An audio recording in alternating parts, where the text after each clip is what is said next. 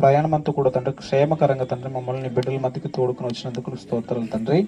ఇదిగోని తండ్రి ఇంతవరకు పాటల ద్వారా నేను మహిమపరిచి ఘనపరిచి కీర్తించాను తండ్రి. ఇదిగోని తండ్రి మా జీవితాలకు అవసరమైనవి తండ్రి నీ గ్రంథంలో ఉన్న మాటలు తండ్రి, మా ఆత్మకు శక్తికరంగా మా ఆత్మను రక్షించే శక్తి కలిగిన నీ మాటలు తండ్రి మేము ఆలోచన చేస్తున్నది తండ్రి. ఇదిగోన్న తండ్రి నీ వాక్యము తండ్రి కీళ్ళును మూలుగును ప్రాణాత్మను తండ్రి విభజించి దూరమంటుగా తండ్రి శక్తికరమైనది తండ్రి. ఇదిగోన తండ్రి నీ వాక్యం ద్వారా మమ్మల్ని బలపరచండి, భద్రపరచండి, మా జీవితాలను మెరుగుపరచమని కోరుతున్నాం తండ్రి. ఇదిగోన తండ్రి నీ బిడ్డలు 6 నెలల నుంచి తండ్రి కష్టపడుతూ నీ మాటలు వినాలని ఆసక్తి తండ్రి ప్రతి వారం కూడా తండ్రి తప్పక నిన్ను ఆరాధించడానికి తండ్రి వారికి ఇచ్చిన ప్రేరేపణ బట్టి నీకు ప్రార్థిస్తున్నాం. నీ యందు కృతజ్ఞత కలిగి ఉన్నాం తండ్రి. ఇదిగోన తండ్రి నీ బిడ్డలు కష్టపడుతూ నీ కాలంలో కూడా తండ్రి నేను నమ్ముకున్న నీ దేవుని తండ్రి ఆరాధించాలి, గణపరచాలి, కీర్తించాలని ఒక భావనతో తండ్రి ఇక్కడ చేరి ఉన్నాం తండ్రి. ఇదిగోన తండ్రి నీ బిడ్డల మధ్యకి మమ్మల్ని తోడుకుని వచ్చిన స్తోత్రాలు తండ్రి. ఇదిగో తండ్రి నీ బిడ్డలకు మాకును తండ్రి అవసరమైన మాటల ద్వారా మమ్మల్ని బలపరచండి, హెచ్చరించండి తండ్రి, నీ యందు నిలబెట్టమని కోరుతున్నాం తండ్రి. ఇదిగోన తండ్రి చెప్తున్న నాకును తండ్రి సమయోచితమైన జ్ఞానమును శక్తిని ఆలోచనను తండ్రి పరిశుద్ధాత్మ సహాయాన్ని అనుగ్రహించమని కోరుతూ ఈ ప్రార్థన మా ప్రభు రక్షకుడు నీ ప్రియకుమారుడైన యేసుక్రీస్తు పేరిట అడిగి పెడుతున్నాం తండ్రి, ఆమేన్. మంచిది ప్రియులారా, ఈరోజు చివరి దినం కనుక ఈ 6 నెలలు వరకు మీకు ఎంతవరకు ఉపయోగకరంగా ఉందో లేదో మాకు తెలియదు, కానీ మిమ్మల్ని బట్టి మేమైతే చాలా సంతోషం ఇస్తున్నాం. ఇంత కష్టపడుతుండగా, ఇంత ఇబ్బంది పడుతుండగా ఒక మాటలు చెప్పాలంటే ఏమి విష పురుగులు విష సర్పాల మధ్య కూడా భయం బెదరు లేకుండా పని చేసుకుంటూ దేవుడిచ్చిన శక్తి మేరకు పనిచేస్తూ దేవుడు నాకు చేసిన మేలులు తలుచుకుని ప్రతి వారము తప్పక మానక ఆరాధన చేయాలని మీరు తప్పక కూడుతున్నందుకు మిమ్మల్ని బట్టి మాకు చాలా అంటే చాలా ఆనందం వేస్తుంది. మిమ్మల్ని చుట్టూ మాకు చాలా సంతోషం వేస్తుంది. 1-2 సార్లు మీ మధ్యకి రాకపోతే నిజం చెప్పాలంటే మనసంతా మీ మీద ఉండేది. వెళ్ళలేదు అని 1 వారం తప్పి కూడా రావడానికి ప్రయత్నం చేసిన. ఎప్పుడో 1-2 సార్లు ఏమి రాలేదు. 6 నెలల నుంచి 2 సార్లు రాలేదు. ఆ 2 సార్లు రావాలని మనసు అంతా మీ మీదే ఉంది. నాకు వెళ్ళలేదని మీరంటే మాకు అంత ఇష్టమైపోయారు. ఇక్కడ రావాలని చాలా ఆశతో వస్తున్నాము. కానీ మేము వచ్చిన ఆశ దానికి ఫలము కొందరికైనా ఆత్మీయ విషయంలో కొంచెమైనా మేలు కలిగితే మా సంతోషానికి ఇంకా చాలా బలం ఇచ్చిన వారం అవుతాం. ఇంకా మీ ద్వారా మీరు 6 నెలలు చెప్పారయ్యా, మీ ద్వారా మేము కొంచెం ఆత్మీయంగా బలపడమని చెప్పిన మాట మాకు వింటే ఇంకా మాకు కూడా ఇంకా ఉత్సాహం, ప్రోత్సాహం, మేము కూడా దేవుని పని చేయాలన్న కసి మాలో ఇంకా ఎక్కువ పెరుగుతుంది. కనుక ఈ 6 నెలల పాటు మిమ్మల్ని మీరు విమర్శ చేసుకొని, మిమ్మల్ని మీరు పరిశీలించుకొని చెప్పిన మాటలు మాకు ఉపయోగకరంగా ఉన్నాయో లేదో ఒకసారి ఆలోచన చేస్తే మీ మనస్సాక్షి మాకు ఉపయోగమైందంటే దేవుని యందు మేము అదే మాకు ఫలము. రైట్, ఈరోజు వాక్య భాగంలోకి వెళ్దాం. ఈరోజు చివరి రోజు కనుక కొంచెం ఎక్కువైన పర్లే ఓపికతో వినడానికి ప్రయత్నం చేద్దాం. ఈరోజు అంశం ఏంటంటే దేవుని తీర్పు. దేవుని తీర్పు అంటే ఇవి 3 రకాలు ఉంటాయి. గడిచిపోయిన తీర్పులు ఉంటాయి, ప్రస్తుతం ఉన్న తీర్పులు ఉంటాయి, భవిష్యత్తులో ఉండే తీర్పులు ఉంటాయి. ఎలా చెప్తారు అని అంటే గడిచిపోయిన తీర్పులు అని చెప్పడానికి ఒక్క ఉదాహరణ చెప్తా. నోహా గారి కాలంలో దేవుడు జలప్రళయాన్ని రప్పిస్తాను అన్నాడు. రప్పించాడా? నాశనం చేశాడా? భూమి మీద సమస్తాన్ని తుడిచిపెట్టి పెట్టాడా? అంటే ఇది దేవుని తీర్పు. ఒకవేళ మీరు మానవ మనసు పొందుకోండి, దేవుడిని తెలుసుకోండి, దేవుని కొరకు బ్రతకడానికి ఇష్టపడండి, లేకపోతే మీకు ఒక ప్రమాదం, విపత్తు వస్తుంది, హెచ్చరిక, బ్రతకండి అని నోహా గారి ద్వారా దేవుడు ప్రకటించాడు. అయితే ఆ మాటకు ఎంతమంది విధేయత చూపారంటే కేవలం 8 మంది మాత్రమే ఆ దేవుని మాటకి విధేయత చూపారు. మిగతా వారందరూ ఆ దేవుని ఉగ్రతలో లేక దేవుని తీర్పులో నాశనం అయిపోయారు. ఇవి గతించిన తీర్పులు.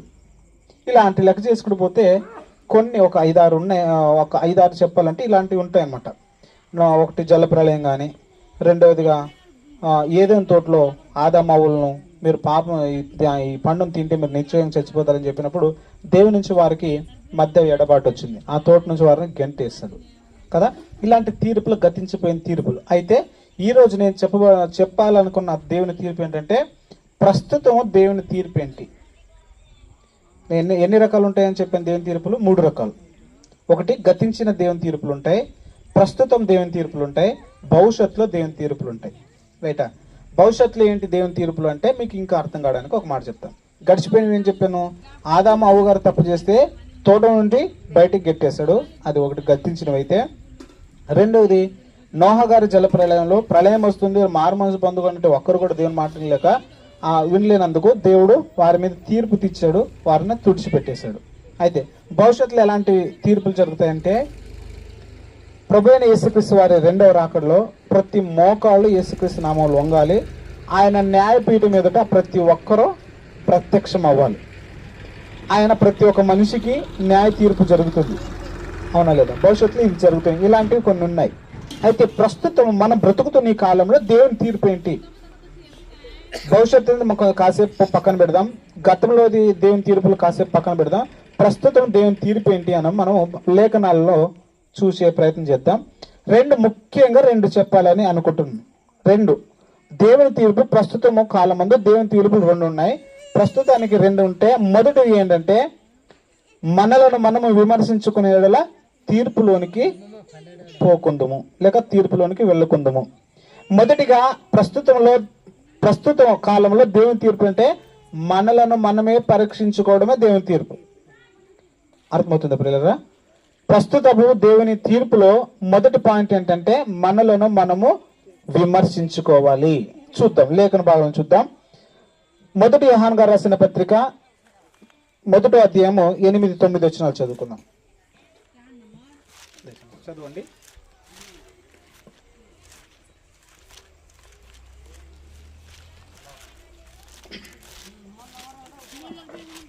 మొదటి యోహాను గారు రాసిన పత్రిక 1వ అధ్యాయము 8-9 వచనాలు. మనము పాపము లేని వారమని చెప్పుకుని ఎడల మనలను మనమే మోసపుచ్చుకుందుము, మరియు మనలో సత్యం ఉండదు. మన పాపములు మనము ఒప్పుకొని ఎడల ఆయన నమ్మదగిన వాడు, నీతివంతుడు గనుక ఆయన మన పాపములు క్షమించి సమస్త దుర్నీతి నుండి మనలను పవిత్రులుగా చేయును అని మాట ఉంది. మొదటగా ఏం చేయాలంటే మనుషులను మనము ఏం చేయాలంటే, కొంతమంది అంటున్నారు, ఏమంటున్నారంటే నేనేం తప్పు చేశానని మీరు నన్ను అంటున్నారు అని అంటారు. నేనేం తప్పు చేశాను? నిజం చెప్పాలంటే ఏ మనిషి తప్పు చేయకుండా బ్రతకడం అసాధ్యమైన పని. బై నేచర్గా మానవ స్వభావమే పాప స్వభావం. మనిషి చూపు ద్వారైన పాపం చేస్తాడు, మాట ద్వారైన పాపం చేస్తాడు, ప్రవర్తన ద్వారైన పాపం చేస్తాడు, కోపం ద్వారైన పాపం చేస్తాడు. వివిధ రకాలుగా మనిషి పాపం అంటూ ఖచ్చితంగా చేస్తాడు. అయితే అయినా కూడా కొంతమంది ఏమంటారు, నేను పాపం చేయను అని అంటారు. ఇలా అంటే ఏమవుతుందంటే దేవుని తీర్పు వస్తుందంట. ఇలా అంటే ఏమంటుందంటే, నేను పాపం చేయలేదంటే ఎవరిని వెక్కరించినట్లు, దేవునిని మనం వెక్కరించినట్లు, దేవునిని మనము అవమానపరిచినట్లు. మనమే పరిశుద్ధులమైతే ఇంకా దేవుడు అవసరమా మనకి? మనమే పరిశుద్ధులమైతే దేవుడు అవసరమా? గనక మనుషులు బై నేచరే, మనుషులు ప్రాథమికంగా పాప స్వభావంతో కలిగిన ఈ మనుషులు తప్పక పాపం చేస్తారు. గనక నా యందు పాపం లేదని ఏ మనుషుడు కూడా చెప్పకూడదు. చూద్దాం మళ్ళీ ఏమంటున్నాడు, మనము పాపం లేని వారము చెప్పుకునేలా మనలో మనము మోసపుచ్చుకునే వారం అవుతామంట. నాలో పాపం లేదని, నా తప్పు చేయట్లేదని, నా పాపం చేయలేదని నన్ను నేనే అనుకుంటే నాకు నేనే మోసం చేసుకుంటానంట. మళ్ళీ అలాంటి చెప్పిన వారిలో సత్యం ఉండదంట. అలాంటి చెప్పిన వారిలో, నాలో పాపం లేదని చెప్పిన వారిలో సత్యం ఉండదంట. మన పాపంలో మనం ఒప్పుకుంటే దేవుడు నమ్మదగిన వాడు, నీతిమంతుడు గనుక మన పాపాలనన్నీ సకల ఏమంటుంది చూడకండి, మన పాపంలో మనం ఒప్పుకునేదలా ఆయన నమ్మదగిన వాడు, దేవుడు నమ్మదగిన వాడు, నీతివంతుడు గనుక ఆయన మన పాపములు క్షమించి సమస్త దుర్నీతి నుండి మనలను పవిత్రపరుస్తాడు. దేవా నేను తప్పు చేశాను, పాపం చేశాను, దేవుని సన్నిధికి వెళ్ళి మనం మొరపెట్టుకుంటే మనం ఎంతటి ఘోరమైన పాపం చేసినా కూడా ఆయన క్షమించగలిగిన మనసు కలిగిన దేవుడు, క్షమించడానికి సిద్ధ మనసు కలిగిన దేవుడు ఆయన. నీవు ఏ నీచమైన పని చేసినా కూడా దేవా నన్ను క్షమించు అని చెప్పితే, దేవా నన్ను తప్పు చేశానని దేవుని సన్నిధిలో వచ్చి ఒప్పుకుంటే నీ పాపములు మరి ఎన్నటికీ నువ్వు జ్ఞాపకం చేసుకోకుండా నిన్ను క్షమించే దేవుడు, నన్ను క్షమించే దేవుడు. గనుక మనలను మనము విమర్శించుకోవాలి. మొదటిది ఏంటి? మనలను మనము విమర్శించుకోవాలి. ఆ విమర్శించుకుని పోతే మనలను మనమే మోసపరుచుకున్న వారం అవుతాం. మనల్ని మనమే విమర్శించుకోలేకపోతే మనలను మనమే మోసపరుచుకున్న వారం అవుతాం. దేవునిని మనము అబద్ధికునిగా చేసిన వారం అవుతాం. గనక మనలో పాపం ఉందని ప్రభు సన్నిధిలో దేవుని సముఖంలో ఒప్పుకొని పాపమును విడిచిపెట్టిన వాడు వరదిల్తాడు అని బైబిల్ సెలవిస్తుంది. చూద్దాం, మరొక మాట చూద్దాం. అపోస్తులైన పౌలు గారు 1 కొరింథీయులకు రాసిన పత్రిక 11:31 అయితే మనలను మనమే విమర్శించుకొని ఎడల తీర్పు పొందకపోదుము. ఇది ఏంటి తీర్పు అంటే ప్రస్తుత సంబంధమైన తీర్పు. మనలను మనమే ఏం చేసుకోవాలంట? విమర్శించుకోవాలి. ఏమని విమర్శించుకోవాలంటే, నేను నీతిమంతుడు కాను, నేను పరిశుద్ధుని కాను, నేను పాపి, నా స్వభావం నీచమైన స్వభావం, నా పాప స్వభావం ఉంది, దేవునికి విరుద్ధంగా బ్రతుకుతున్నాను, దేవునికి అడ్డంగా బ్రతుకుతున్నాను, దేవుని వెక్కరించి వానగా బ్రతుకుతున్నాను అని మనలను మనమే విమర్శించుకుంటే ఏమవుతామంట? తీర్పులోనికి పోకుండా మనం కాపాడుకుని అవుతాం. మన ఆత్మను భవిష్యత్తులో జరుగుతున్న ఆ న్యాయ తీర్పు కొరకు మనల్ని మనము అప్పగించుకున్న వారం కానట్లు అవుతుంది. ఒకవేళ మనలను మనమే విమర్శించుకోలేకపోతే మనకు భవిష్యత్తులో కూడా మనకేం జరుగుతుందంటే న్యాయ తీర్పు జరుగుతుంది. ఆ న్యాయ తీర్పులో మనకు నిత్య నరకం అనేది మనకి ప్రాప్తిస్తుంది ప్రియులారా. గనుక మనలను మనము మోసపుచ్చుకోకుండా ప్రస్తుతం దేవుని తీర్పులో మనం బ్రతకాలి అంటే, ప్రస్తుతం దేవుని తీర్పులో లోనికి మనం వెళ్ళకూడదంటే మనలను మనమే విమర్శించుకోవాలి, మనలను మనమే పరీక్షించుకోవాలి, మనలను మనమే దేవుని పాద సన్నిధిలో ఒప్పుకొని విడిచిపెట్టాలి. ఇది మొదటిది. అర్థమవుతుందా పిల్లరా? మొదటిది ఏంటి? నాలో పాపం లేదు అని మనం మనుషులు చెప్పకూడదు. నేను ఏ తప్పు చేయలేదని మనిషి చెప్పకూడదు. ఖచ్చితంగా మనిషి ఏ స్థితిలో ఖచ్చితంగా మనిషి తప్పు చేస్తాడు, ఖచ్చితంగా మనిషి పాపం చేస్తాడు. గనుక ఆ పాపం చేసిన వ్యక్తి నన్ను పాపం చేయలేదు అని చెప్తే దేవునిని అబద్ధికుడిగా చేసిన వాడు అవుతాడు. వాళ్ళలో సత్యం ఉండదు. వాడిని వాడే మోసం చేసుకున్నట్లేదు, వాళ్ళే మోసం చేసుకున్నట్లు. నాలో పాపం లేదని చెప్పుకున్నవాడు తనలో తానే మోసం చేసుకున్నట్లు, తన ఆత్మకు తానే ఉత్తరవాదిగా అవుతాడు. ఎందుకు అనంటే పాపం చేయకుండా మనిషి ఎవరు బ్రతకం కనుక మనం పాపం చేయకుండా బ్రతకాలి అంటే కేవలం పరిశుద్ధుడైన యేసుక్రీస్తు వారి రక్తంలో మన పాపములు కడుక్కుంటే, ఆ పాపములు కడుక్కున్న తర్వాత పరిశుద్ధ ఆత్మను మనలో నివసిస్తే మనం పాపం చేయకుండా బ్రతకడానికి సాధ్యమవుతుంది. అర్థమవుతుంది ప్రియులారా? మనం పాపం చేయకుండా బ్రతకాలి అని అంటే మన పాపములు మనం ఒప్పుకొని ప్రభు సన్నిధిలో మోకరించి పశ్చాత్తాప హృదయం కలిగి మన పాపములు ఒప్పుకొని విడిచిపెడితే, ఆ ఒప్పుకొని విడిచిపెట్టిన తర్వాత దేవా నేను మారాను, నేను పాపలు క్షమాపణ కోరుతున్నానని ఒక గుర్తుగా బాప్తిజం తీసుకుంటే, ఆ బాప్తిజంలో పరిశుద్ధాత్మ అనే వరమును మనకు అనుగ్రహింపబడితే, ఆ పరిశుద్ధాత్మను మనలో నివసిస్తే మనం పాపం చేయకుండా బ్రతకడానికి సాధ్యమవుతుంది. పరిశుద్ధాత్మ మనలో లేకుండా మనము నీతిమంతులు బ్రతకడానికి అసాధ్యమైనది. కనుక మనలో పరిశుద్ధాత్మను నివసించాలి అని అంటే మనల్ని మనము విమర్శించుకోవాలి, మనల్ని మనము పరీక్షించుకోవాలి, మన పాపలను మనము దేవుని సన్నిధిలో ఒప్పుకోవాలి. ఇది ప్రస్తుతమైన దేవుని తీర్పు, ప్రస్తుతము జరుగుతున్న దేవుని తీర్పు. దీన్ని ఇంగ్లీష్లో ఏమంటారంటే పాస్ట్ జడ్జ్మెంట్స్ ఆఫ్ గాడ్స్. గతంలో దేవుని తీర్పులు ఏంటి? Present judgement of gods, present దేవుని తీర్పులు ఏంటో. మరి ఫ్యూచర్లో దేవుని తీర్పులు, ఫ్యూచర్లో అంటే భవిష్యత్తులో దేవుని తీర్పులు ఏంటంటే, ప్రస్తుతం మనం బ్రతుకుతున్న కాలంలో దేవుని తీర్పు ఏంటంటే మనలను మనము విమర్శించుకోవాలి, మనల్ని మనము పరీక్షించుకోవాలి. ఆ పరీక్షించుకుంటేనే మనల్ని మనము నీతిమంతులుగా తీర్చబడడానికి అది ఒక చిహ్నంగా, ఒక గుర్తుగా, ఒక మెట్టుగా మనకి ఉపయోగపడుతుంది. ఇది మొదటి పాయింట్. రెండో పాయింట్ చెప్తాం. మనుషులుగా మనం బ్రతుకుతున్నప్పుడు ఎప్పుడైతే మనల్ని మనం విమర్శించుకుంటామో, ఎప్పుడైతే మనము పాపములు ఒప్పుకొని బాప్తిజం తీసుకుంటామో, అప్పుడు మనకు ఒక బిరుదు దేవుడు అనుగ్రహిస్తాడు. ఆ బిరుదు ఏంటంటే విశ్వాసి అనే ఒక బిరుదు ఇస్తాడు. ఏ బిరుదు? విశ్వాసి అనే బిరుదు ఇస్తాడు. ఈ విశ్వాసి అనే బిరుదు పొందుకున్న తర్వాత దేవుని స్వకీయ సంపాద్యం అవుతాం. దేవుని సొంత ప్రజలు అవుతాం, దేవుని సొంత కుమారులు అవుతాం, దేవుని వలన పుట్టిన వారం అవుతాం. మొదటి యోహాను పత్రికలో ఏమంటాడంటే, దేవుని వలన పుట్టినవాడు వాని యందు పాపం ఉండదు, వాడు పాపంలో నిలవడు. వాడు ఒకవేళ పాపమే చేస్తున్నాడంటే వాడు దుర్బీజమే తప్ప దేవుని బీజం కాదు అని అంటాడు.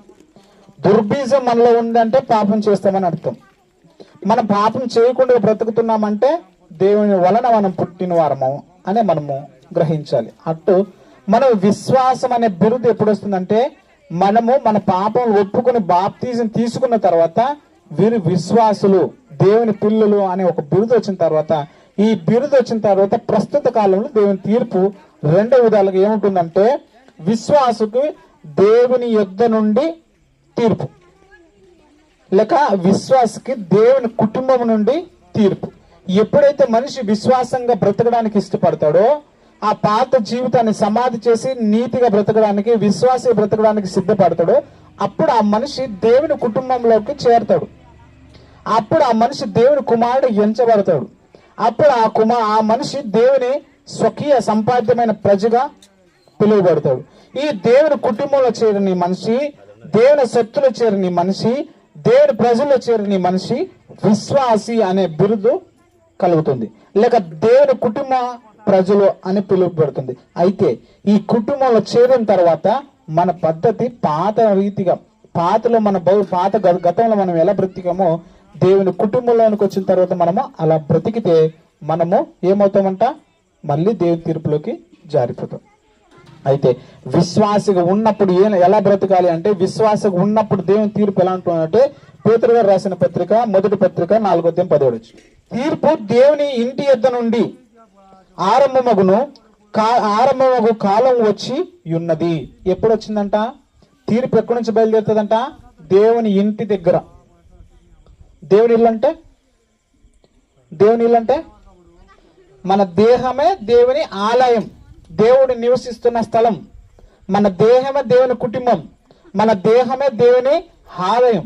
ఈ ఆలయం ద్వారా ఎప్పుడైతే మనిషి విశ్వాస బ్రతుకుతాడో, ఈ విశ్వాస సంబంధమైన దేవుడు, ఈ విశ్వాస సంబంధమైన ఈ మనిషి బ్రతకడానికి, దేవుని మీద నమ్మకం పెట్టి బ్రతకడానికి ఇష్టపడతాడో, అప్పుడు ఆ మనిషి ఏమవుతాడంటే దేవుని కుటుంబం అవుతాడు, దేవుని ప్రజ అవుతాడు. అప్పుడు ఈ ప్రజగా అయినప్పుడు తర్వాత, ఈ విశ్వాస బ్రతికిన తర్వాత ఈ మనిషికి తీర్పు ఎలాంటి జరుగుతుందంటే, దేవుని కుటుంబం నుండి, లేక దేవుని ఇంటి యొద్ద నుండి. అంటే మనకు బాగా అర్థం కావడానికి చెప్పాలంటే, మొదటగా దేవుని తీర్పు ఎక్కడ జరుగుతుందంటే చర్చ నుంచే స్టార్ట్ అవుతుంది. అర్థమవుతుందా? మనకు అర్థం కావడానికి చెప్తున్నా. మొదట దేవుని తీర్పు ఎక్కడ జరుగుతుందంటే దేవుని ఇంటి నుండే, అంటే దేవుని సంఘమైన క్రైస్తవులమైన మన యొద్ద నుంచే తీర్పు బయలుదేరుతుంది. మొదట మనం ఏమనుకుంటామంటే, మనం ఎంతో కొంత దేవుని నమ్ముకున్నాం కదా, దేవుడు మనం కరుణ చూపిస్తాడు, మనకి కనికరం చూపిస్తాడు. అన్యులు మాత్రం విగ్రహాలను చేస్తారు, అన్యులు మాత్రం దేవుని నమ్మకోరు, వాళ్ళకే మొదట నరకం వస్తుంది అనుకుంటారు. కాదు, మొదట దేవుని తీర్పు దేవుని ఇంటి నుండే బయలుదేరుతుంది. మొదట మనకే శిక్ష, మొదట మనకే తీర్పు, మొదట మనకే తీర్పు తర్వాత అన్యులకు జరుగుతుంది. మొదట మనకే. ఇక్కడ ఏమని చెప్తున్నా చూద్దాం, మళ్ళీ చదువుదాం. 17వ వచనం. తీర్పు దేవుని ఇంటి యొద్ద నుండి ప్రారంభమవుతున్నది. ఎక్కడి నుంచి అంట? ప్రారంభం ఎక్కడ ఉంటా? దేవుని ఇంటి యొద్ద నుండి. మన భాషలో చెప్పాలంటే చర్చిల నుంచే, మన సంఘం నుంచే, దేవుని కుటుంబమైన ఆ సంఘం నుంచే దేవుని తీర్పులు ప్రారంభమవుతున్నాయి కనుక ఆయన మనం చదువుదాం ముందరికి. తీర్పు దేవుని ఇంటి యొద్ద నుండి ఆరంభమగును కాలం వచ్చి ఉన్నది. అది మన యొద్దనే ఆరంభమైతే దేవుని సువార్తకు అవిధేయులైన వారి గతి నీకేమను. ఒకవేళ మనకే స్థితి బాగలేకపోతే, ఒకవేళ దేవుని సువార్తకు మనము లోబడిన వారి యొద్ద నుంచే తీర్పు బయలుదేరితే మన పరిస్థితి ఏమిటంటే, దేవుని సువార్తకు లోబడిన వారి పరిస్థితి ఏం చెప్పండి? అర్థమవుతుందా? దేవుని సువార్తకు లోబడిన వారంటే కేవలం అన్యులు మాత్రం ఉంచుకోవద్దండి. దేవుని సువార్తకు లోబడిన వారంటే కేవలం అన్యులు మాత్రం ఉంచుకోదండి. దేవుని సువార్తకు లోబడని వారు ఎవరంటే, సంఘములు ఉండి కూడా బాప్తిజం లేకుండా దేవుని సంఘములు ప్రతి నిత్యము వెళ్తూ వస్తున్న వారు ఇంకా ఎక్కడున్నవారంట? దేవుని సువార్తకు లోబడిన వారు అనంట. దేవుని సువార్త ఎవరైతే లోబడలేదో వాళ్ళ పరిస్థితి చెప్పలేనంటాడు. దేవుని కుటుంబం నుంచే, దేవుని ఇంటి యొద్ద నుండే తీర్పు బయలుదేరితే దేవుని సువార్తకు లోబడిన వారి గతి ఇంకేం చెప్పను అని అడుగుతున్నాను. మళ్ళీ చదువుదాం. తీర్పు దేవుని ఇంటి యొద్ద నుండి ఆరంభమగు కాలం వచ్చి ఉన్నది, అది మన యొద్దనే ఆరంభమైతే దేవుని సువార్తకు అవిధేయులైన వారి గతి ఏమవును? మరియు నీతిమంతుడే రక్షింపబడుట దుర్లభమైతే భక్తిహీనుడు పాపి ఎక్కడ నిలుతురు? నీతిమంతుడే రక్షింపబడడానికి, నీతిమంతుడే దేవుని ఇంటిలోనికి, లేక నీతిమంతుడే దేవుని యొద్దకు వెళ్ళడానికి దుర్లభమైతే అంటే కష్టమైతే, పాపం చేస్తూ బ్రతుకుతున్నప్పుడు, భక్తిహీనుడిగా బ్రతుకుతున్నప్పుడు, దేవుని సువార్తకి లోబడకుండా బ్రతుకుతున్న వారికి వారి గతి ఏమి అని చెప్తున్నాడు ప్రియులు. ఇది మీ పట్ల భారం కలిగి 6 నెలల వరకు మీకు సువార్త చేస్తూ ఒక్కరినైనా రక్షించాలని తపన కలిగి చెప్తున్నాం ప్రియులు.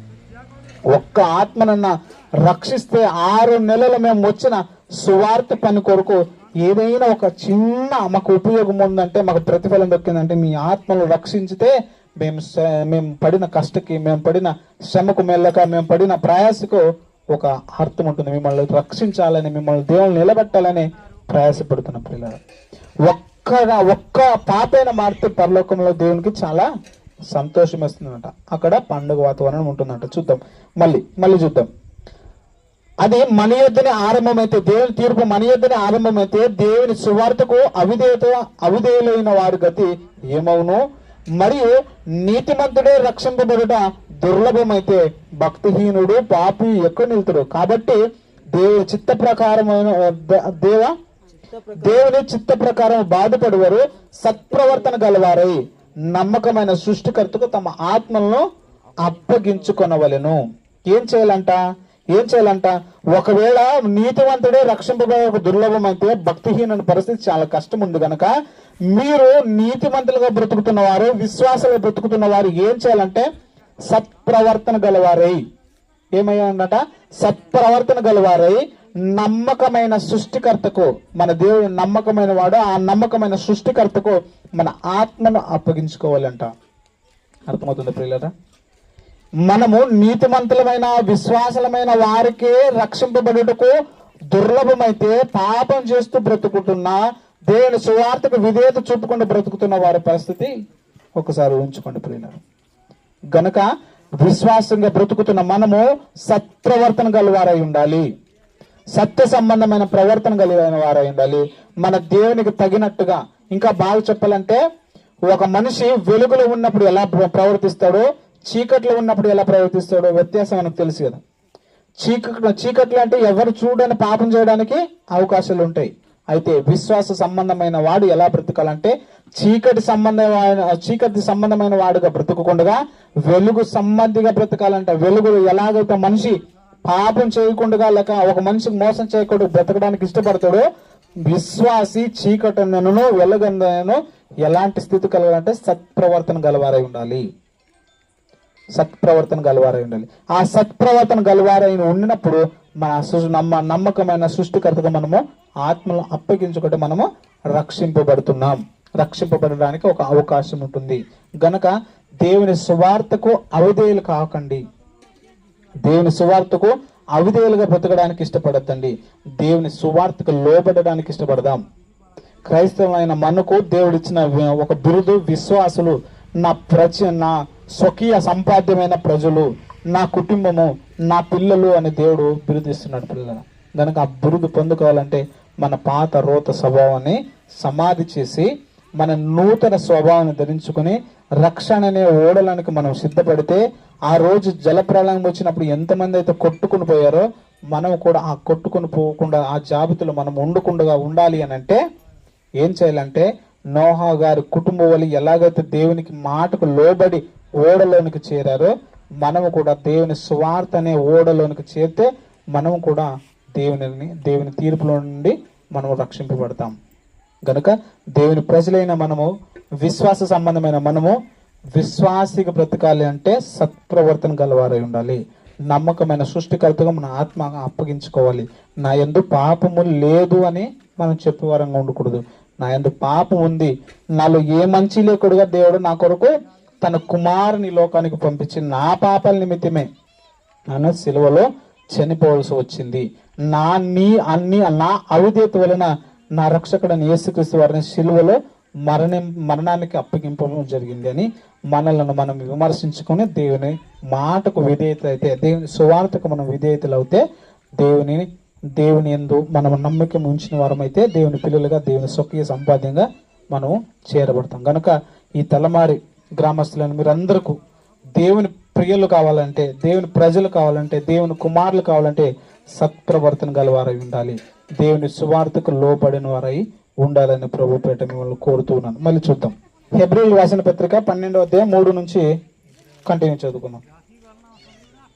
మీరు అలసట పడకయు మీ ప్రాణములు విసుకకై ఉండనట్లు, మీరు అలసట పడకయు మీ ప్రాణములు విసుకకయు ఉండునట్లు పాపాత్మలు తనకు వ్యతిరేకముగా చేసిన తిరస్కారమంతయు ఓర్చుకుని ఆయనను తలంచుకునడి. ఏం చేయాలి అంటే, విశ్వాసిగా మనం ఎలా బ్రతకడానికి ఇష్టపడతామో, మనకు ఈ లోకంలో విశ్వాసి బ్రతకడానప్పుడు అలసట వస్తుంది. మనకు అలసట మాత్రమే కాదు, మళ్ళీ ఏమొస్తుందంట చూద్దాం. 3-4 చదువుదాం. మనకు అలసట వస్తుంది, ప్రాణాలకు విసుగు వస్తుంది, మనకు వ్యతిరేకంగా ప్రజలు నిలుస్తారు, మనకు అనేకమైన శ్రమలు వస్తాయి, అనేకమైన నిందలు వస్తాయి, అనేకమైన అవమానాలు వస్తాయి, అనేకమైన కష్టాలు వస్తాయి. ఈ కష్టాలు వచ్చినప్పుడు మనం విసుక్కుండగా, కష్టాలు వచ్చినప్పుడు అలసిపోకుండా మనం ఇలా నాకే దేవుని నమ్ముకున్నందుకు నాకు ఇన్ని కష్టాలు వచ్చాయని, దేవుని నమ్ముకున్నాక నాకు ఇన్ని బాధలు వచ్చాయని మీరు తలుచుకుంటారేమో. ఒకవేళ తలుచుకుంటే ప్రభు అయిన యేసుక్రీస్తు వారిని తలుచుకోండి. ఒకసారి ఏమంటున్నట్టు ఎవరిని తలుచుకోవాలంటే చూద్దాం. మళ్ళీ చదువుదాం. మీరు అలసట పడకయు మీ ప్రాణములు విసుకకయు ఉండునట్లు పాపాత్మలు తనకు వ్యతిరేకముగా చేసిన తిరస్కారం అంతయు ఓర్చుకొని ఆయనను తలుచుకున్నది. ఎవరిని తలుచుకోవాలంట? ప్రభు అయిన యేసుక్రీస్తు వారికి ఎలాంటి తిరస్కారం జరిగింది, నాకన్నా ఘోరంగా ఆయన అవమానపరిచారు, నాకన్నా ఘోరంగా ఆయనను సిలువకు మోసారు, నాకన్నా ఘోరంగా ఆయనను హింస పెట్టారు, నాకన్నా ఘోరంగా అతనికి వ్యతిరేకంగా ప్రజలు నిలిచారు అని దేవునిని తలుచుకోండి, యేసు ప్రభుని తలుచుకోండి. ఎందుకంటే ప్రతి కష్టంలోనూ, ప్రతి మానవ అనుభవంలోనూ మనకు అనుభవం ఇచ్చేవాడు దేవుడు ఉన్నాడు, మనకు ఆ రక్షకుడు ఉన్నాడు, ఆ రక్షకుడైన దేవుడు మనకున్నాడు. ఆ రక్షకును తలుచుకోండి. ఆ రక్షకును తలుచుకుంటే మనకున్న కష్టాలను, మనకున్న ఇబ్బందులను ఆయన మనకున్న మునుపే ఆయన అనుభవించి మరణం పొంది ఉన్నాడు. కష్ట నష్టాల్లో కూడా సహానుభావం కలిగిన వాడు మన రక్షకుడైన యేసు ప్రభు ఉన్నాడు కనుక ఆయనను తలుచుకోండి. మరి నెక్స్ట్, మీరు పాపముతో పోరాడటంలో రక్తము కారణంతగా ఇంకా దానిని ఎదిరింపలేదు. మీరు ఒకవేళ విశ్వాస బ్రతకాలి అని అన్నప్పుడు మీరు ఎంతగా ప్రయాసపడతారంటే, మీకు ఎంత కష్టం వచ్చిందంటే చిన్న చిన్న కష్టాలే వచ్చాయి, లేక చిన్న చిన్న ఇబ్బందులు వచ్చాయి. అయితే మీకు పాపం చేయకుండా బ్రతకడానికి పోరాటం చేయాలంటే మీ రక్తం కారణంతగా కష్టమే మీకు రాలేదు. వచ్చిందా మనకి ఎవరికైనా? ఇక్కడ చూడు, అక్కడ అదే చెప్తున్నాడు, మీరు పాపంతో పోరాడటంలో రక్తము కారణంతగా ఇంకా దానినే ఎదరలింపలేదు. మీరేం అంత పెద్ద సాహసం చేయలేదు. కొన్ని చిన్న చిన్న కష్టాలు వస్తాయి. ఆ చిన్న చిన్న కష్టాలు వచ్చినప్పుడు యేసు ప్రభుని తలుచుకోండి. ఆయన నాకన్నా మునిపే ఇది అనుభవించాడులే అనుకోండి. ఎవరన్నా నిన్ను అవమానించాలంటే నాకన్నా మునుపు నా రక్షకుడైన యేసుక్రీస్తు వారిని అవమానించారులే అనుకోండి. ఎవరైనా నిన్ను హింసించడానికి ప్రయత్నం చేస్తే ఇది నాకన్నా మునుపు యేసుక్రీస్తుని హింసించారులే అనుకోండి. ఎవరైనా నిన్ను అనరాని మాటలు అంటే ఆల్రెడీ నాకన్నా మునుపు నా కొరకు యేసు ప్రభు అనుభవించాడులే అని ప్రతి నిత్యము ఎవరిని తలుచుకోవాలంట? యేసు ప్రభుని తలుచుకోవాలంట. ముందుకు చదువుకున్నాం. మరియు నా కుమారుడా ప్రభు చేయు శిక్షను తృణీకరించకుము, ఆయన నిన్ను గద్దించినప్పుడు విసుకకుము. ప్రభు తాను ప్రేమించే వారిని శిక్షించి తాను స్వీకరించు ప్రతి కుమారుని దండించును అని కుమారులతో సంభాషించినట్లు మీతో సంభాషించు ఆయన హెచ్చరించును. మరి ఏమనుంటుందంటే, ఇక్కడ ఏముంటుందంటే, ఒకవేళ మీకు శిక్ష వస్తే, ఒకవేళ మీకు కష్టాలు వస్తే దాన్ని మీరు తృణీకరించొద్దండి. ఎందుకు తృణీకరించొద్దు అంటే, ఒకవేళ దేవుడు నిన్ను గద్దించినప్పుడు నువ్వు విసుక్కుంటే, దేవుడు నిన్ను గద్దించినప్పుడు నువ్వు విసుక్కుంటే నువ్వు తీర్చబడతావేమో. ఒకవేళ దేవుడు నిన్ను శిక్షించడానికి లేక శిక్షణలు పెట్టడానికి దేవుడు కొన్ని సందర్భాల్లో మన జీవితాలకు శ్రమలు కానీ కష్టాలు కానీ దేవుడే మనకు అనుమతిస్తాడు. మన జీవితంలోనికి రావడానికి దేవుడే అనుమతిస్తాడు. మన అందరికీ తెలిసిన ఎగ్జాంపుల్ యోబు గారి విషయంలో కష్టములు యోబు గారి జీవితంలో రావడానికి ఎవరు అనుమతించారు? దేవుడు అనుమతించాడు. దేవుడు అనుమతించకుండా యోబు గారికి కష్టాలు వచ్చాయా? లేదు. దేవుడు దేవుడు అనుమతిస్తేనే ఆ యొక్క యోబు గారి జీవితంలో కష్టాలు వచ్చాయి. ఒకవేళ మనము కూడా విశ్వాసంగా బ్రతుకుతున్నప్పుడు మనకి ఏదైనా శ్రమలు వస్తాయంటే దేవుడు మన పట్ల దానిని అనుమతించాడని, దేవుడు మన కొరకు దాన్ని పెట్టాడని అనుకోవాలి. అప్పుడు ఏమవుతాడంట, అట్లా ఆ శిక్షను అనుభవించినప్పుడు ఏం చేస్తాడంటే దేవుడు నన్ను ప్రేమిస్తాడని అనుకోవాలంట. దేవుడు నన్ను ప్రేమిస్తున్నాడు కనుక ఈ శిక్షను పంపించాడు, దేవుడు నన్ను ప్రేమిస్తాడు కనుక నాకు ఈ శిక్షను పంపించాడు అని చెప్పినప్పుడు, ఒక కుమారుని విషయంలో ఎట్లయితే దేవుడు సంభాషిస్తాడో, ఎట్లయితే మాట్లాడతాడో అట్లా నీతో నాతో కష్టాల్లో దేవుడు మాట్లాడతాడు. పిల్లలు అర్థమవుతుందా? గనక మనము దేవుడు మనల్ని శిక్షించినప్పుడు మనము తృణీకరించకూడదంట. ఆయన మాటలను మనము హెచ్చరికగా తీసుకుని మరవకుండా వినాలంట. ముందుకు చదువుకుందాం. శిక్ష ఫలము పొందుటకే మీరు సహించుచున్నారు, దేవుడు కుమారులుగా మిమ్మును చూచుచున్నాడు. దేని కొరకంట? శిక్ష ఫలము పొందుటకే మీరు సహించాలి. శిక్ష వచ్చినప్పుడు లేక శ్రమ వచ్చినప్పుడు దాన్ని సహిస్తే మీకేమొస్తుందంట? దేవుని కుమారులుగా మిమ్మల్ని స్వీకరిస్తాడు. దేవుని కుమారులుగా దాన్ని ఒప్పుకుంటాడంట. మళ్ళీ చదువుకుందాం, ముందు కంటిన్యూ. తండ్రి శిక్షింపని కుమారుడు ఎవరు? కుమారులైన వారందరూ శిక్షలో పాలు పొంది ఉన్నారు. మీరు పొందని ఎడల దుర్బీజులు గాని కుమారులు కారు అంటున్నాడు. కుమారుని కట్టుకుండా ఏ తండ్రి అని ఉంటాడా? తల్లి అయినా తండ్రి అయినా తప్పు చేసినప్పుడు కడతామా కొట్టమా? ఎందుకు కొడతాం? మనకున్న కోపం తక్కువ కాలని కొడతామా? లేక మనకి వాడంటే ఇష్టం లేక కడతామా? దేని కొరకు కొడతాం చెప్పండి? కుమారుని మనం నాన్న మా అన్న కొడుకుని జగ్గి కొడతాం. నిజం, తప్పు చేస్తే కడతాం. నా కొడుకు క్రమంగా బ్రతకాలి, క్రమబద్ధంగా బ్రతకాలి, ఒక మంచి పౌరుడికి బ్రతకాలి, లేక మంచి మనిషిగా బ్రతకాలంటే వాడు చేస్తున్న తప్పు చేస్తున్నప్పుడు నేను గద్దించి లేక నేను శిక్షిస్తే వాడు ఒకనొక స్థితిలో వాడు ప్రయోజకుడు అవుతాడు, లేకపోతే వాడు పోరంబోకుగా తిరుగుతాడు. కనుక నా కుమారుని నేను సక్రమంగా మార్గములు పెట్టాలంటే, క్రమంగా నడిపించాలంటే నేను ఏం చేయాలంటే, ఒక తండ్రి బాధ్యత కుమారుని శిక్షించడం. తండ్రి ఏ కుమారుని కొట్టుకుంటూ ఉంటాడు చెప్పండి అని బైబిల్ అంటుంది. చూడు చెప్పండి, ఏమి వచ్చి మళ్ళీ చదువుదాం. తండ్రి శిక్షింపని కుమారుడెవడు? కుమారుల వారందరూ శిక్షలో పాలు పొందుచున్నారు. మీరు పొందని ఎడల దుర్బీజులే తప్ప కుమారులు. ఒకవేళ నా తండ్రి వల్ల నేను ఏ శిక్ష పొందలేదంటే ఖచ్చితంగా వాడు జైలు పాలవుతాడు. నా తండ్రి నన్ను కొట్టలేదు, నా తిట్టలేదు అని అంటే ఖచ్చితంగా వాడు చెప్పానంటే వాడు ఏమవుతాడు? నాశనకరంగా బ్రతుకుతాడు తప్ప మంచి మార్గంలో మాత్రం బతుకుడు. దేవుడు మా తండ్రి నన్ను కొట్టాడు, తిట్టాడంటే ఖచ్చితంగా భవిష్యత్తులో బాగుపడతాడని అర్థం.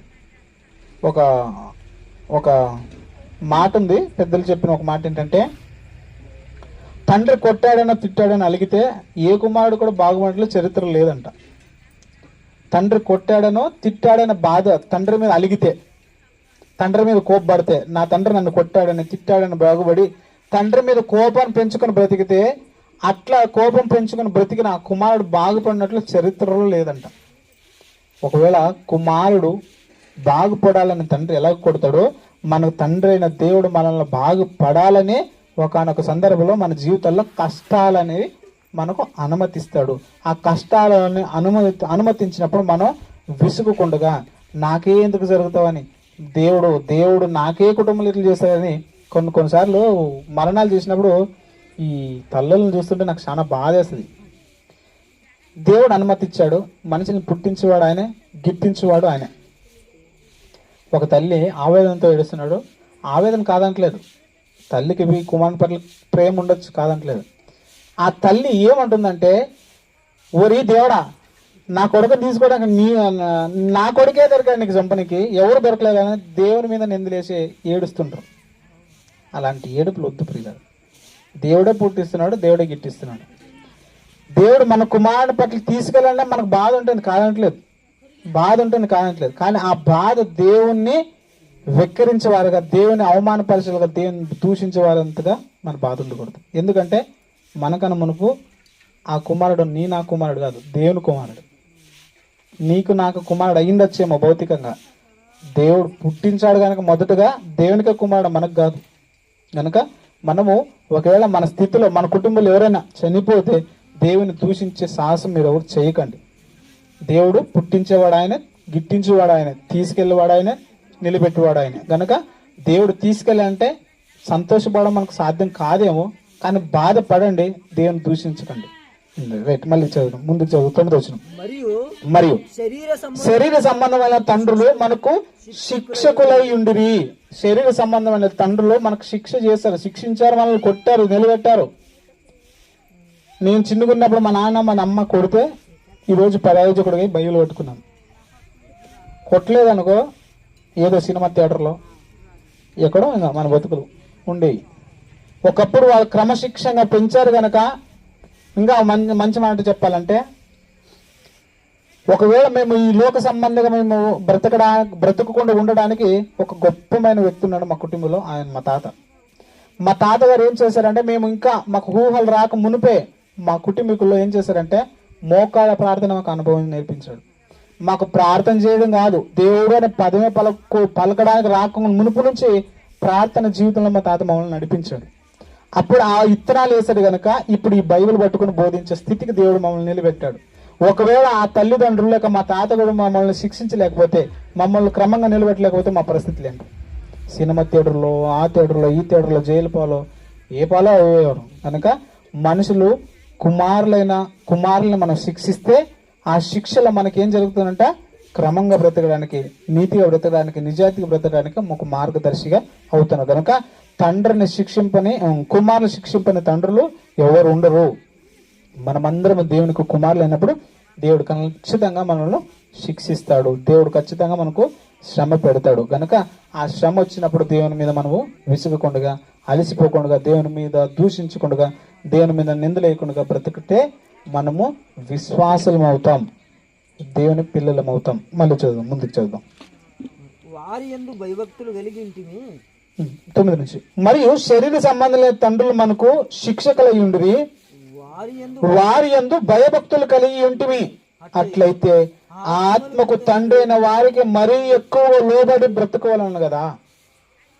ఒకవేళ తండ్రి, మన భౌతికమైన తండ్రి మనల్ని శిక్షించినప్పుడు ఆయన మాటకు మనం విధేయత చూపి లోబడి బ్రతికాం. కొన్ని సందర్భాల్లో తండ్రి గద్దించినప్పుడు ఆ మాటకి మా అమ్మాయి కొడతాడు, మా నాయన తిడతాడు, మా అమ్మ తిడుతుంది, మా అమ్మ కొడుతుందని ఆ కొడుతాడని భయంతో కొన్ని తప్పులు చేయకుండా పిల్లవాడు బ్రతుకుతాడు. అవునా? అప్పుడు ఏం చేస్తాడంటే అట్ట బతికిన వారు మనమందరమే. అయితే మనము శరీర సంబంధమైన తండ్రిలే మనం శిక్షించినప్పుడు మన ఆత్మలకు తండ్రి అనేవాడు మనకు శిక్షించడా? గనక ఆ ఆత్మల తండ్రి అయిన దేవునికి మనం మిక్కిలి భయపడాలి, మిక్కిలి లోబడాలి అంట. మళ్ళీ చదువుదాం. మరియు శరీర సంబంధులైన తండ్రులు మనకు శిక్ష కలిగి ఉండ్రి, వారి యందు భయభక్తులు కలిగి ఉంటిమి. అట్లయితే ఆత్మకు తండ్రి అయిన వానికి మరీ ఎక్కువ లోబడి బ్రతుకోవాలి కదనా. వారి కొన్ని దినములు మట్టుకు తమకు ఇష్టం వచ్చినట్టు మనలను శిక్షించరు గాని మనము తన పరిశుద్ధతలో పాలు పొందవలనని మన మేలు కొరకు ఆయన శిక్షించుచున్నాడు. అర్థమవుతుందా ప్రియులరా? ఒకవేళ శరీర సంబంధమైన తండ్రులు మనకు శిక్షించినప్పుడు కొన్ని దినాల పట్ల వాళ్ళకి ఇష్టం వచ్చినట్లు మనం కొడితే ఆ శిక్షలో, ఆ కొట్టినప్పుడు మనకు శిక్షణ పొందుకున్నాం, మన సన్మార్గాలు బ్రతకడానికి ఇష్టపడ్డాం. అయితే మనకి ఆత్మల తండ్రి అయిన దేవుడు మనం శిక్షించాడంటే అది దేని కొరకంట?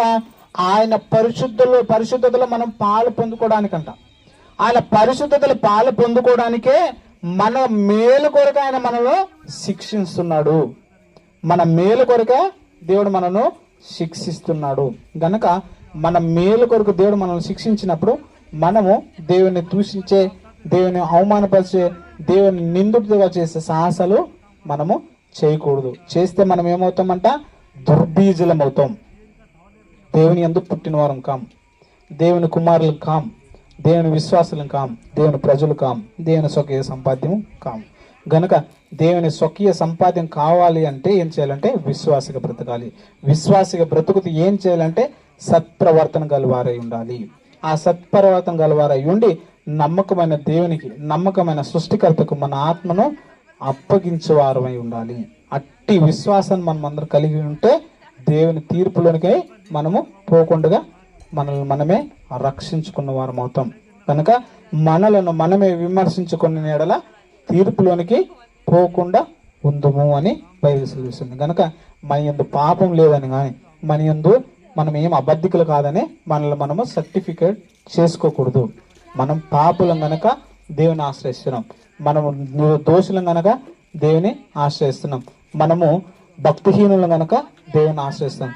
ఆ భక్తిహీనతలైన మనకు దేవుని ఉచితమైన కృపను అనుగ్రహించి తన ప్రియ కుమారుడైన యేసుక్రీస్తు వారిని ప్రతి మన పాపం నిమిత్తం ఆయనను దోషిగా చేసి, మన ప్రతిమైన పాపం నిమిత్తం ఆయనను శిలువలో శిక్షించి మనము భరించవలసిన ఆ పాప భారాన్ని తన ప్రియ కుమారుడైన యేసుక్రీస్తు వారి పట్ల, తన ప్రియ కుమారుడైన యేసుక్రీస్తు వారి మీద మన పాపములు అప్పించి, లేక మన పాపములు ఆయన మీద సమర్పించి మనకు పొందవలసిన గాయములు, మనకు పడవలసిన శిక్ష అంతా కూడా తన ప్రియ కుమారుడైన యేసుక్రీస్తు వారిని వేశాడు. గనక ఆయన మన మీద తన ప్రేమను ఎత్త రీతికి వెళ్ళపరుచుకున్నాడో మనకు అర్థమవుతుంది. గనక మనం ఆయన ప్రేమను అర్థం చేసుకొని ఆయన కొరకు బ్రతకడానికి, విశ్వాసగా బ్రతకడానికి, దేవుని కుమారులకు బ్రతకడానికి మనం అందరం ఆశపడుతూ, మనం అందరము నమ్మకమైన సృష్టికర్తకు విధేయులై లోబడి దేవుని సువార్తకు లోబడి బ్రతకాలని ప్రభు పేట మిమ్మల్ని కోరుతూ చివరికి ఒక్క వచనం చూసుకుని మనం ముగించుకుందాం. మొదటి యోహాను గారు రాసిన పత్రిక, ఇక్కడ చూడండి. మొదటి యోహాను గారు రాసిన పత్రిక 5వ అధ్యాయం 10వ వచనంలో, తన సహోదరుడు మరణకరము కాని పాపం చేయగా ఎవడైనాను చూచిన అతడు వేడుకొనును, అతను బట్టి దేవుడు మరణకరం కాని పాపము చేయి వారికి జీవము దయచేయను. మరణకరమైన పాపము కలదు, అట్టి దాని గురించి కొనవలనని నేను చెప్పటం లేదు గాని, సకల దుర్నీతి పాపము అయితే మరణకరము కాని పాపము కలదు. ఒకవేళ ఎవరైనా పాపంలో విశ్వాసిగా బ్రతుకుతున్న వాడు పాపం పడుతున్నాడని మనకు తెలిస్తే, పాపంలో బ్రతుకుతున్నాడని తెలిస్తే వాని కొరకు కూడా మనము వేడుకోవాలంట, వారి కొరకు కూడా మనము వేడుకోవాలంట. ఎవరైనా బలహీనత వల్ల లోకాశల వైపు మళ్ళీ మరలుతుంటే, దేవా వారికి బలమునివ్వండి, వారు నిలబెట్టండి అని వారి కొరకు కూడా మనము ప్రార్థన చేసే వారంగా ఉన్నాం. అట్ట మన విశ్వాసాన్ని మనం కాపాడుతూ ఇతరులకు మన సత్ప్రవర్తన గలవారై అనేకులు ఆత్మ రక్షణకరమైన జీవితంలో మనము ఉండాలి, మనతో పాటు అనేకులు ఉండాలని మనం కోరుకుంటూ అనేకులకు ఒక మాదిరికరమైన జీవితం బ్రతికించడానికి, బ్రతుకు చూపించడానికి మనం అందరం ఇష్టపడాలని, దేవుని కుమారులు కావాలని, దేవునికి విశ్వాసాలు కావాలని, దేవుని సువార్తకి లోబడి బ్రతకాలని ప్రభు పేట మిమ్మల్ని నన్ను అందరిని హెచ్చరిస్తూ నా మాటలు ముగిస్తున్నాను. ఇంతవరకు ఓపికగా విన్న మీ అందరికీ మన ప్రభు రక్షకుడైన యేసుక్రీస్తు వారి పేరట నా యొక్క శుభములు తెలియజేస్తూ నా మాటలు ముగిస్తున్నాను.